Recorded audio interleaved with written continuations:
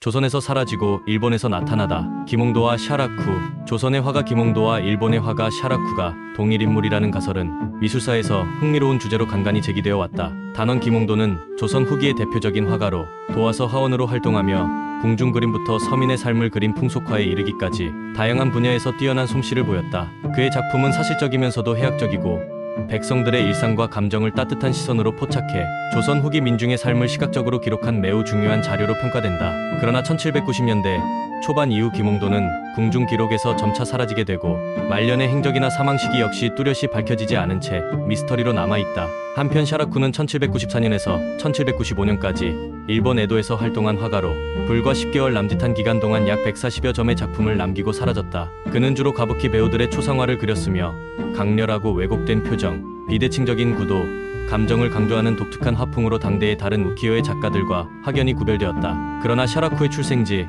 본명, 생애 등 모든 것이 알려지지 않았고 그의 정체는 오늘날까지도 일본 미술사의 대표적인 미스터리로 남아있다. 이러한 공백과 미스터리한 정체성 때문에 일부 연구자들은 김홍도와 샤라쿠가 동일 인물일 가능성을 제기했다. 김홍도가 1791년경부터 조선의 기록에서 사라진 반면 샤라쿠는 1794년에 갑자기 등장해 1년 남짓 활동하다 사라졌다는 시기적 공백이 정확히 맞아떨어진다는 점이 주된 근거다. 이 가설에 대한 대표적 학자인 이영희 작가는 자신의 주장에 대한 근거로 김홍도가 일본 스시마섬의 지도를 그리러 간 시기와 샤라쿠가 나타난 시기가 겹치고 화풍이 유사하며 김홍도와 샤라쿠 둘 다 발가락이 6개였으며 때문에 그들이 그린 그림 중 발가락이 6개인 그림이 있다는 점 등을 들었다. 그러나 실제로 김홍도가 지도를 그리기 위해 일본 스시마섬에 간 것은 1789년이고 1791년 12월 22일부터 1795년 1월 7일까지 지금의 충청북도 괴산군 연풍면에 있었던 연풍현 현감으로 재직했었다. 특히 조선왕조실록의 정조실록에는 1795년 1월 7일 호서 위유사 홍대엽이